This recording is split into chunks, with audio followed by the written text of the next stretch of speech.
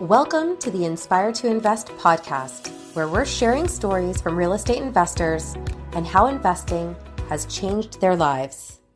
This episode of the Inspire to Invest podcast has been brought to you by the Multifamily Conference. Hey, everybody. Welcome to the Inspire to Invest podcast. I have Genevieve Vienneau joining us from Ottawa today, and she's a real estate investor, a seasoned lawyer, a passionate world traveler, and also a mother of 3 young children. So she's very busy. After failing at a 7-figure custom home project, she decided that she had to learn anything and everything to do with real estate investing before she could move forward to take control of her family's personal finances and their financial future. So she also manages her own stock portfolio. She's trilingual. She's been to over 30 countries, and she's worked in high-end hospitality in Mexico, Argentina, and the Dominican Republic. And she's also the host of WINC. So for anyone who doesn't know what that is, it's the Women Investors Network Canada, the international chapter. So she organizes events related to international real estate investing. So thank you so much for taking time out of your busy schedule to be with us today. How are you? I'm good. Thank you so much, Sharina, for having me today. I'm very excited. So you obviously have so much experience when it comes to traveling the world and investing, and of course your legal career. So maybe you can take us back a little bit and you could shed some light on, your path becoming a lawyer and then how that really transformed into real estate investing. Right. So I feel like they're not necessarily connected, but I knew since I was a very young girl that I wanted to be a lawyer. I was always interested in law. And when I got accepted in law school in my early 20s, not even early 20s, I think I was like 19, because on the Quebec side, you can get accepted into law school much earlier. I really took a hard look and I asked myself, do I really want to go to law school now? And then I'll be a lawyer and then that's going to be it. Or do I want to do something else? Yeah. So I Right. decided to do something else and traveled. I went and I moved to Mexico for 2 years. I learned Spanish. I worked in hospitality, and I really kind of developed that passion for traveling and adventure. I ultimately came back and became a lawyer. And after having 3 mat leaves, so one for each of my children, whenever I went back to work, I always one thing that was that really stood out to me was how much time I spent sitting. I am sitting at my desk. I am, doing my 9 to 5. I love my job. I'm not unhappy in my work, but it is a lot of sitting. And I'm somebody who has a lot of energy. I have a lot to give.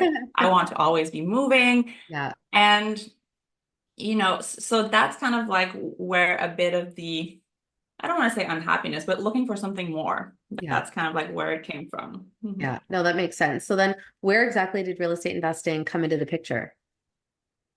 So as you mentioned in my bio, it started by a failure. And basically, I would say one of the biggest challenges that we face, financially, emotionally. Yeah.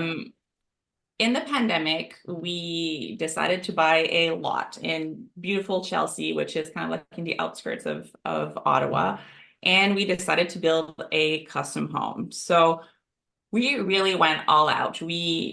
Mistake number one, we checked with one financial institution and they told us, oh, you will have to sell your house if you want to be approved for, a construction loan.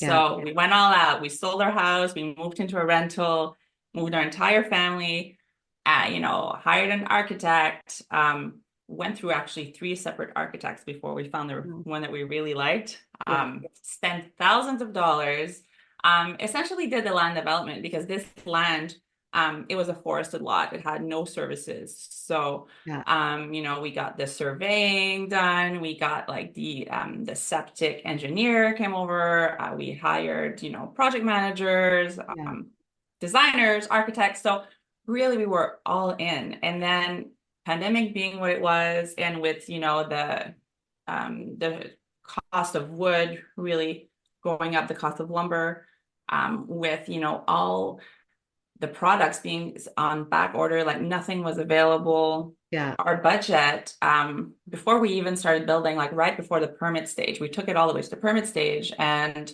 right before then we got our kind of final quote from our project manager, and our budget had been blown up by 40%, right? So at that point, we hadn't started building. We were still in a rental. we had spent so much money on architects' fees and design and so on. Yeah. And we decided to pull the plug. We said, we're not gonna put all our money into one house. Yeah.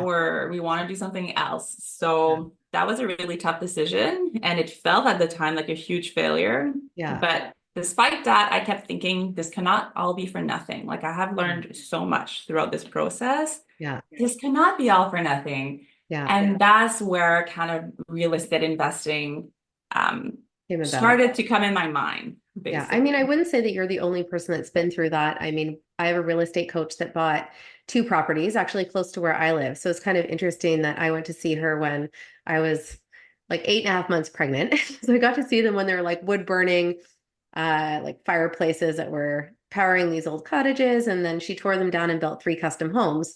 But to your point about all the costs escalating, I think she went like 1 million to 2 million over budget when they were finally done. The market started shifting. Then she wasn't, I think she sold one, but then that fell through. So she still even has one now that I think she's spending like $6,000 a month on because she doesn't want to sell at such a loss because she went over budget and all these things. So I think, it's all about those lessons and trying to figure out, does it make sense to move forward or cut your losses? So I think with any challenges that you experience, there are lessons that come along with that. And hopefully it's not something that's too big of a loss that you can't absorb it, obviously, and move on.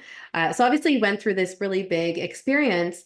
And I've seen just through social media and stuff, some of the other things you've done. So maybe you can talk about how you've then segued into investing in other places and like what you're doing now. Sure. So for when I started looking really into real estate investing, first I started looking into New Brunswick because that's where I'm originally from. Yeah. I kind of wanted to have that link back to New Brunswick, have a property where it could be one, a good investment, but also that we can use it for a lifestyle, right? That we can go in and enjoy with my family, Yeah. and my extended family. So our first project was a vacation rental. On the water, beautiful big vacation home that has room for all of my family, which is great. So right now it's being run as a mix of short-term rental and mid-term rental. Yeah. So our high season is in the summer. We have short-term rental by the week, actually, in the summer. And then in the winter this year, we did a mid-term rental, and we actually have insurance tenants in there Mhm. right now. Yeah, that So definitely seems like a really popular strategy, especially for people that, are in areas where the municipalities are changing and they maybe even can't short-term rental or they just don't want the headache of long-term renters. So I think that's smart. Now, have you done any other investing? I know you were really interested in some places down south. Did you end up doing anything in that capacity? yeah, so right now, actually, I'm going to Costa Rica in the next few weeks, and then Mexico also a month later. And I'm really going on the ground to do some research.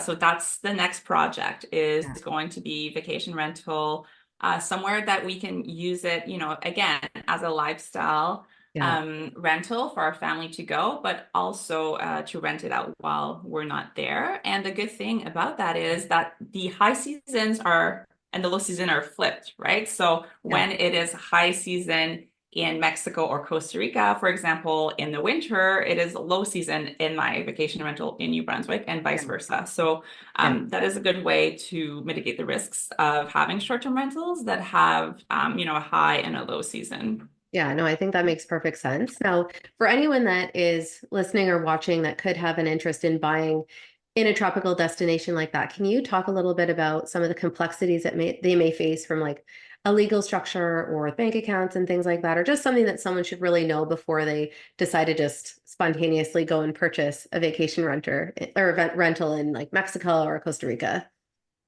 Yeah, so number one is definitely don't just spontaneously buy a vacation rental in Mexico or Costa Rica. It's always important to do your due diligence at home, but even more so in a foreign country Yeah, where, the rules and regulations are different, where foreigners may be under different rules and regulations as nationals, in how they purchase property, how they can own property yeah, down there. And also the financing portion can be quite different. So don't expect the same financing terms, let's yeah, say, that you would get in Canada, in Mexico. Now, what would And you say you typically see? Like, I know some of the things that I had looked into, but can you talk about what that could really look like for someone that doesn't have the cash just to purchase outright? yeah, so a lot of people, just to keep it more simple and not to have to take financing in a foreign country, Yeah, would just use a HELOC back home. So refinance your current property, like your own home, or yeah, refinance investment properties that you already have. yeah, Some people get together, so JV partners. yeah, So both of my purchases, I have partners that we're going to buy together. We're looking yeah. for the same thing. Or if I And find are they, there sorry, and is are more they and more local in these financing. countries? Like, are they local Sorry? partners? Local, yes, Yeah, okay, in Canada. Hmm. okay.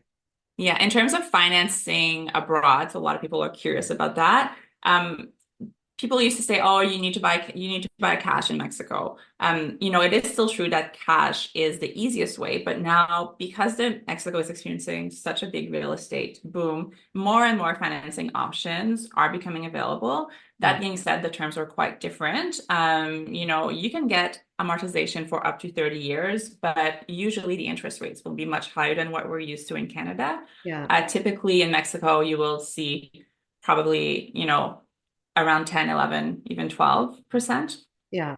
Yeah, no, that makes interest rate. sense. And you And what might I need found is to, sometimes it could be like shorter windows of time, like something like a 10-year amortization compared to what we see like 25 or 30. So even Mhm. though like interest rates could be higher or lower, like just the dynamic could be different depending on where you're looking. Now, in terms of just your overall experience at this point, is there anything that you would define as something that you're most proud of or you feel is your biggest success so far? um, bringing my husband abroad, like on board. Yeah, that's You a know, big it, part of it if they're not directly involved from the get-go. yeah. So really, like, as a couple, these are big financial decisions, and not a lot of people talk about that on social media or when you Yeah, get coaching or, because a lot of people, if you are married, if that is your reality, then, one partner may be like way more into it than the other, or you may have different adversity to risk. For example, yeah, one partner may be much more conservative and the other one is more of a risk taker. So to be on the same page and making sure that both are comfortable,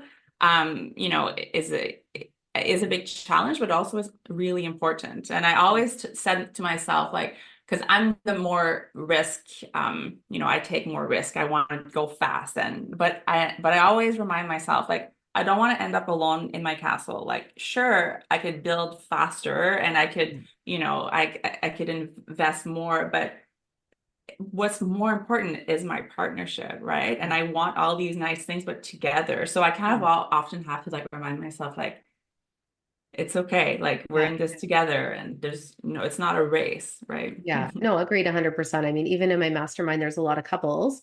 But then in my situation, like I'm married, but my husband's not part of it. And I think it really, in some cases, can come down to just personality type. Like I'm more of the driver when it comes to stuff. I've got the entrepreneurial background. He's handy. If I had like a rental property, he would like help fix it. But he's not necessarily going to be the person out like finding the property or like negotiating the deal or something like that, right? So I think you just have to identify where your comfort level is and where your strengths are, and then ideally complement each other's weaknesses to pull up the slack where you can. Now, I Mhm. know you talked about obstacles and lessons and things like that. When you look back at something like, the custom home that you were trying to build, knowing what you know now, what do you think you would have done differently if you could go back and change anything?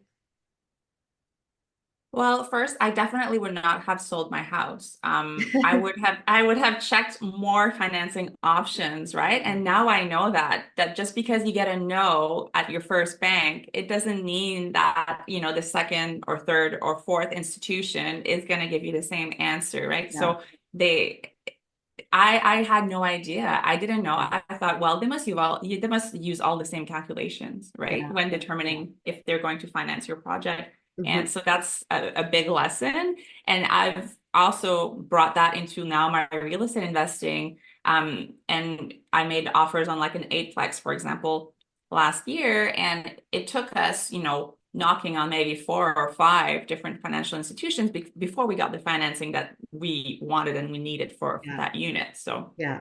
Yeah. No, agree completely. I mean, even among the investors that I know, like being self-employed for years and years, it was never easy. Like they just don't like people that are doing anything outside of the mainstream. So I think, yeah, having more contacts and less. And I even found there was one broker I talked to and he got upset because I was talking to other brokers. And I said, well, if you can't deliver, I don't have time to pick up the pieces if you give me a no. So of course I'm going to talk to at least a few other options just because I need to see who can bring me what I need and what I want. Right. So I think that's smart. On that note, we're just going to take a really brief break for a word from our sponsors, and we'll be right back. Inspired to Invest is proud to support the Beyond Success program. In today's complex world, it's absolutely crucial for our youth to learn how to take charge of their financial future. We believe that every young person deserves access to accurate, practical financial information. Designed to bridge the gap, the Beyond Success program leverages a comprehensive educational bootcamp to equip young minds with essential financial literacy skills. At Beyond Success, it's not just about teaching financial literacy, it's also about fostering a foundation for a prosperous and empowered future. Join us. Together we can build a brighter financial future for the next generations. Join us. Together we can build a brighter financial future for the next generations. The Multifamily Conference is back, May 24th to 26th at the Metro Toronto Convention Centre. Get your tickets at multifamilyconference.ca.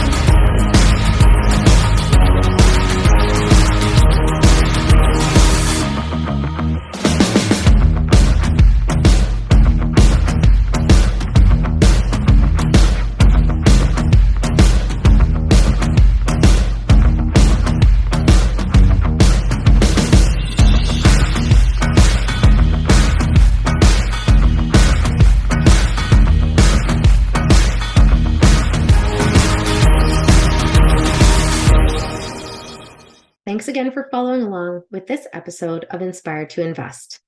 In addition to real estate, investing, and running my own brand experience agency for 18 years, I also published a book called The Accidental Entrepreneur in October of 2021. This is my story, and it chronicles how I turned tragedy into triumph to embrace my destiny in entrepreneurship. If you're interested in picking up a copy, you can find the link at serenahomesrealtor.com, and you can also find my link tree with all of the retailers in the details below. Thanks again for your support. Hey everybody, welcome back to the Inspired to Invest podcast. I have Genevieve Vienneau here from Ottawa, and she's talking about her experiences as a lawyer and real estate investor. And before the break, we were talking about a custom home that she attempted to build during the pandemic and subsequently pivoted into some other strategies. Now, I guess one thing that I want to know, what would you say is one of the craziest things that you've experienced so far as a real estate investor? The craziest thing. Okay, so one time last year, I was looking for a vacation. Like we wanted to rent an RV for my family to go and just to enjoy near the water and in New Brunswick. So I reached out to this person on Facebook Marketplace. I'm like, I see an RV ad. I'm like, yeah, okay, we're interested. And they're like, okay, give me a call. And then I give them a call and, we talk about the RV, I book it. And then at the end, I realized that actually this person is a serial entrepreneur that I worked for when I was a teenager and I was managing an ice cream shop. Oh, wow. And then at the end of the call, I tell them, oh, by the way, like I'm interested in real estate investing. If you know of anybody who wants to sell, in the area, just let me know. And he's like, yeah, sure. And we kind of left it at that. Yeah. And then the next morning I get a voicemail and it's him again. And I didn't even know that he owned property, but he's like, hey, listen, I've been really thinking about selling this like 12 unit that I have. I don't want to sell it to just anyone. It used to it's been in our family for a long time. And, let's talk about it. So in the end, it didn't work out, but I just thought that was so funny. Like you never know who you're talking to. So Yeah. if at the end of a conversation, you just tell everybody you talk to, I'm into real estate investing. If ever you hear about anything, let me know. Yeah. You never know where that's going to take you. And I Yeah. think that was just like a really good example of that. Yeah, no, I think that's so interesting. And it just goes to show what kind of a small world we're living in. Now, in terms of your guidance with Wink, for example, like I'm sure you're surrounded by a lot of other people that just have learning all the time. Would you say there's anything that stands out to you as the best advice you've been given? The best advice. I don't know if it's advice per se, but a quote that really kind of changed the way that I look at myself and my goals and just life around me is, and the quote is, why not me? And that's really impactful for me because I was just looking at other people leading the life that I wanted to live, right? Yeah. I remember this specific moment and I'm like sitting on my couch, I'm folding laundry, I'm on mat leave with my baby, my third daughter, and I'm watching House Hunters International. This is my like favorite show. And I'm watching all these people visit houses around in Mexico, wherever it was. Yeah. And then I asked myself, like, what am I doing here on my Yeah. couch, watching other people lead the life that I want to live? Like Yeah. that's not me. Like, Yeah. why not me? Right. And I think that was kind of like a pivotal moment. I kind of got angry, like, what am I doing here? Yeah. Yeah. Watching other people living, right? And sure, you have to fold laundry and you have to care for babies, but there's a time and a Yeah. place. But that kind of really opened the door for me to like new opportunities and Yeah. just allow myself to admit that I wanted something else. Yeah, no, I think that's smart. Now, in the beginning, we kind of talked about how you went down this road because you're looking to kind of create that sense of financial freedom for your family. Would you say that you've defined a particular financial freedom number, whether that's a size of a portfolio, cash flow, doors, like whatever that may be? That's a good question because I think financial freedom means something different for a lot of people and it could be Yeah. quite personal. And for myself, I don't think that I'll ever want to not work, right? So I would like it to be like work optional. It's like Yeah. I know myself, I have so much energy. I'm always going to think of new projects. I'm always going to want to do something, Yeah. but I would like really to be work optional. And that's going to happen when I can make the same salary as I was making 2 years ago as a Yeah. lawyer because I have this goal to retire. I put this goal to retire in 10 years. Yeah. And that was, almost 2 years ago now. So that's kind of like my baseline is when I'll be able to replace that salary. And, that could be with consulting, that could be with other projects. Yeah. But it's not something that I am chained at my desk from Yeah. 9 to 5. And that's the thing I think sometimes people think about this, the word retirement and what that really means, right? And I think people want to be free of being chained to like a 9 to 5 or being chained to a desk. But I think it's still really important to still have a sense of purpose and to still find ways that you feel like you're contributing and things like that, because if it's not realistic to think you're just going to go and drink mojitos on the beach or something, right? So like it's Yeah. good for a period of time, but I think that'll get boring after a little while, right? So I think it's really just Yeah. No having. offense to mojitos and no offense to the beach, but Yeah. No, I mean, I I'll love do that that too, one but day like per after a week. week or two, you're kind of like, you get a little stir crazy, you want to start doing things, right? I think that's normal, but I think it's just having that control over how you spend your time and how you spend your days. Now, in terms of how real estate investing has changed your life, would you say that you have experienced any of those positive impacts up until this point? So I think now because I'm fairly new to it, I'm still really in the grind of like working, of building. I'm like planting all these seeds so that in a few years it will be really life-changing. But Yeah. what I can say is that it's changed my perspective. And now I see opportunities everywhere. Yeah. And as opposed to before, I kind of felt stuck, right? I had Yeah. done what society wanted me to do. I went to school, I got a good job, I got a great husband, I had 3 kids, but Hmm. then what? Yeah. I was really, and this is personal, but I had been either pregnant or breastfeeding for 7 years in a row. Like that is a Yeah. long time And it's a of lot for giving someone and that's a giving. lawyer, because I'm sure you've heard, like they say, usually the more successful a woman is, the less children she has, and the more successful a man is, he tends to have more kids. So to be a lawyer and have 3 kids and be doing all of these different things, like I think that's amazing because the average person maybe in that role maybe wouldn't have gone down that path. So you had a lot on your plate. Thank you. I have a lot to give and I have a lot of energy. And believe it or not, my husband has even more energy than me. We're just Yeah. quite active people. Yeah. Yeah. Yeah, no, that's amazing. I guess now in terms of quotes, I know you talked a little bit about one of the quotes that impacted you, but since this podcast is inspired to invest, are there any quotes that really stand out to you as something that really motivates you or inspires you? I will say, and that's pretty suitable because I started investing in a market that is a bit challenging, right?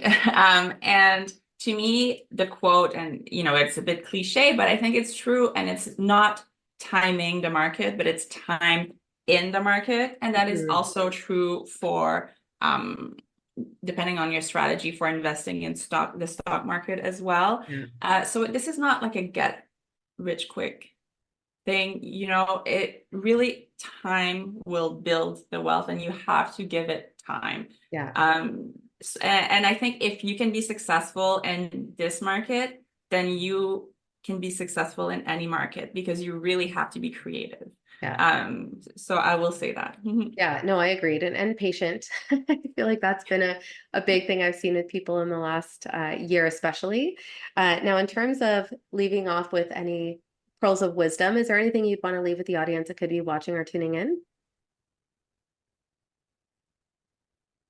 Anything else that I would want to leave? Well, if you are interested in investing in real estate in internationally, so in Mexico, Costa Rica, somewhere that will add to your quality of life, don't get intimidated by, it seems more complicated because you're not there physically. But at the same time, it could be easier because you're not there physically. When I was setting up my vacation rental in New Brunswick, it was a lot of work. It was fantastic, and it was kind of like my baby. And when I was leaving to come back to Ottawa, I was like, oh my goodness, like we're leaving. I'm not going to be there if anything Yeah. happens. But at the same time, as I'm driving away, I'm like, oh, we're leaving. Yeah, you're The not further tied I was to. getting away, like kind of like, okay, like the more you have to trust that you have systems in place. And it Mhm. is a bit less of a burden mentally to be a bit further away from your investments. So as Yeah. long as you have like the right people and the right systems in place, don't be too intimidated by investing internationally if really that's what you would like to do. Yeah, no, I like that. Now, in terms of where people can find you if they do want to connect, what's the easiest way for them to reach you? I'm very active on Instagram, sharing my story, my journey. They can reach me by DM at from lawyer to investor. Okay, great. So that's obviously pretty simple. We'll make sure that we leave that and any other contact details in the show notes below. Of course, thank you for taking time out of your very busy schedule to join us today. For anyone that is watching or listening, please make sure that you like, comment, and subscribe. You can also leave reviews on various platforms. And of course, make sure you're followed along at Inspired to Invest podcast on social. And remember, above all else, when you invest in yourself, the sky's the limit. Thanks again. Thank you to the Multifamily Conference for bringing you this episode of Inspired to Invest. The views represented on this podcast are for general information only and does not constitute investment or other professional advice or an offering of securities. The host and guests featured on Inspired to Invest make no representations as to the performance of any particular investment. Should you decide to make an investment, you are responsible for conducting your own review and analysis. It is recommended that you obtain independent legal, accounting, and tax advice from licensed professionals.